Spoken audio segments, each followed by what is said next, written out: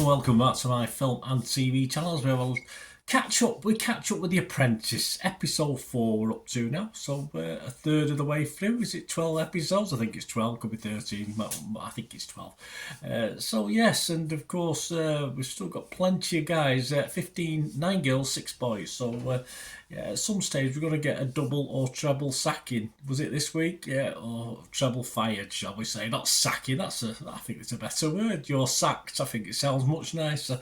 Going to have a look at episode 4, discount buying in Jersey, of course. 9 different items to buy at as cheap a price as they can. And try and get 75% off if you can. Okay then, we'll go with that. Yeah, last week, of course, we lost to Seif. He made his escape by being fired in the virtual escape room task. And I did write last week, Amina was fortunate to stay. Well, we'll see what happens this week. There will be spoilers on this, guys, so please make sure you've watched it. But as I say, I looked into the future. Amina was fortunate to stay last week. Did she stay this week? Well, you know the answer to that.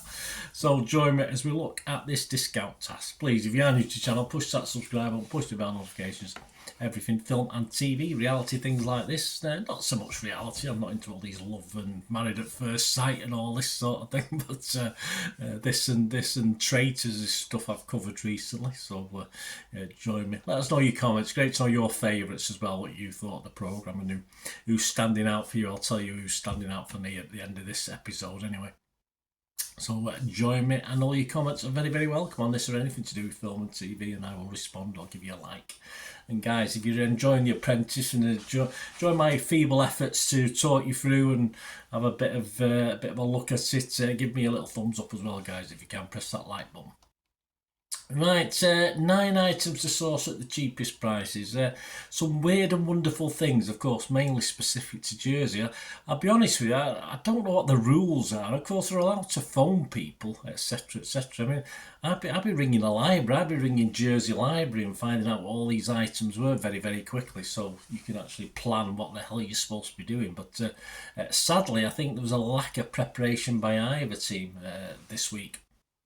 Seem to do it all on the hoof without any real planning. It might be worthwhile, spending 30 minutes planning rather than just rushing about like scolded cats. But there you go. And of course, Jack could say did go for 75% off. I think the other team were talking 50% off. I mean, you've got to have a negotiation. You've got to start fairly low. But yeah, I think as Lord Trucker pointed out, taking the mick, trying to get 75% off, and watching them negotiate, as it always is in these tasks or any sort of negotiation these guys do. It's a little bit cringy at times. I get a bit embarrassed for them doing it. It's just how it is. So let's look at Team Nexus. The best buy for them was possibly the oysters, probably one of the cheapest items, but they actually had 2 goals at that, but wasted a bit of time on the first time round. But they only missed out on 1 item, so that was part and parcel of it. Generally, they paid less, and they were back on time, so I think they were on to a winner, this team, even before we found out the final placings when we watched the boardroom side of it, and of course they deservedly won. Individually, well, Trey, I was a little bit disappointed this week. He's usually quite good with the public, and therefore he'd be quite good chatting to shop owners, but I thought he kept a bit of a low profile this week, Trey. So I wanted to see a bit more from him. But the guy I was impressed with was Paul. Yes, of course, he was all smiley and smooth last week. He was turning it on with charm this week, wasn't he?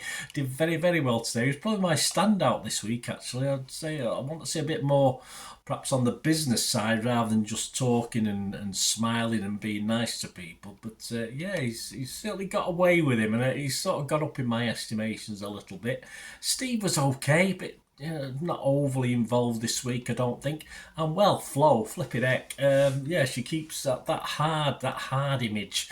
I do like Flo. She's one of my favourites, I'll be honest with you. But of course, the surfboard move was a bit embarrassing, to go out and then go back in 5 minutes later saying, I've got a guy up the road I'm going to see. I remember working at a fish market, and at the time I was working underneath the manager. I became the manager of it, of this catering side of the fish market, and some guy had come in and said to my boss at the time, called Dennis, he said, how much is your salmon? I think Dennis at the time said, oh, it's £2.60 a pound. So he said, well, I can get it £2.40 down at Wiles, just down the other end of the market. He said, well, go and get some then. He said, well, they've sold out. He said, well, mine's £2.40 when I've sold out. So, that's the art of negotiation. But Flo was a little bit embarrassing, but she did get something off it. So all credit to her. And she's not embarrassed to have a go. She didn't go back in with the tail between her legs. She sort of had a real go at it, and she was better. The sea salt jar, was it? She was better on that. But she's a tough cookie, and again, she's staying up there. She's obviously one of my favourites, and she didn't do anything this episode to sort of demean that. She still is. Faluso's a funny one, yeah. I mean, last week I think she disappeared almost. I never noticed her. And again, she was almost non-existent again. So it's a pretty good job she was on the winning team, I think, because she's not doing much. And Nora's the same. I mean, she gets a bit sulky. I mean, she was quite bright initially. She wanted to be PM. She didn't get picked. Then she gets a little bit, but she seemed okay with it. And then obviously, as you watch the programme, she just seems to be in a bit of a sulky shell. So she's going to have to do a little bit more. But she's been ignored. So in all, in defence of Noah, she's been, they are sort of going over a lot at the moment. So she needs to be a bit more out there and get a couple of. She needs a couple of results, doesn't she, sort of to pick herself up, because she says a lot of common sense, but it's not being really picked up on all the other people in the team don't trust her for some reason, which is a shame because she seems to she's keen enough anyway, that's for sure. Rachel was another one who wasn't much out there. Raj was the PM, and at least she sort of something Jack didn't do with his team. She seemed to get the rules set out, what the rules were, make sure you're back on time, but blah blah blah. So I like that side of Raj, although I didn't really notice her too much during the programme. Probably deserved winners in the end. It was far better, generally far better than the other team. Of course, Team Supreme, I also call them chicken fillet. I don't know why when they mention Supreme, I just think of chicken fillet. So I'll call them chicken fillet. I mean, they bought 7 items. One was wrong for the start. We'll talk about that in a minute. An absolute embarrassment again.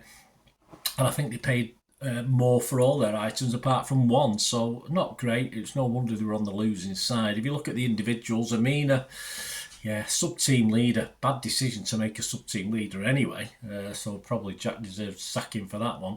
I just thought the team as a whole, Phil and Onyeka and Amina, lacked any real drive and enthusiasm for this. It's all they were just going through the motions, just didn't work very well as a team together. Poor overall. Maura tried to negotiate, but I think she's a bit too nice. Maura, she's not very good.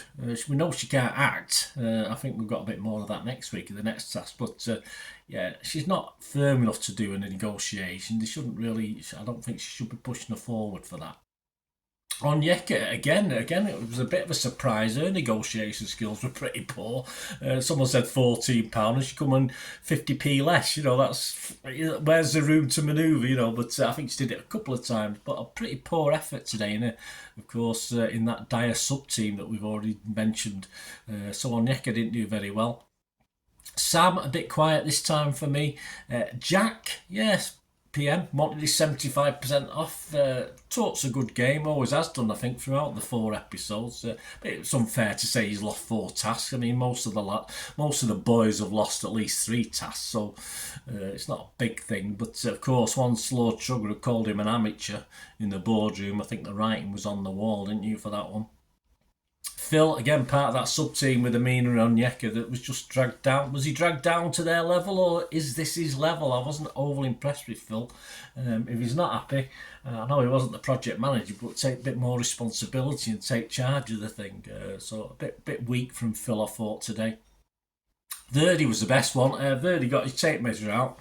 Was looking for millimetres, but he's looking like, does he not? He obviously doesn't know what a millimetre is. But the trouble is, none of the rest of the team might have known what one was, but no one could gauge what 16 millimetres is. If you get 4 or 5 items, you can discount those 3. So it could be these 2. So and measure it. It's not hard, but they made a mess of it, and of course they got the wrong one. They cocked it up. He did actually say at the time, "We'll make an educated guess." I wasn't very educated. I thought Verdi was a bit lucky to stay today. I wasn't overly impressed. I thought he was generally poor.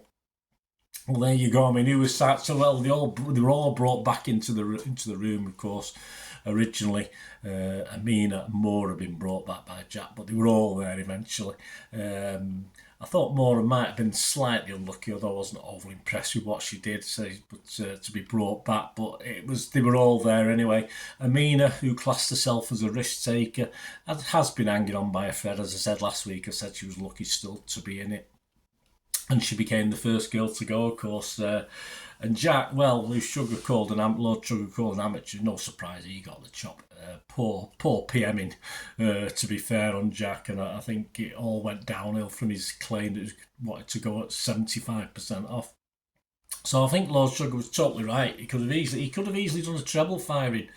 As I say, there's certainly one or two there that were brought back into the room that he could have done, but obviously a double is probably right. And Jack was a poor PM and paid the penalty, ultimate penalty.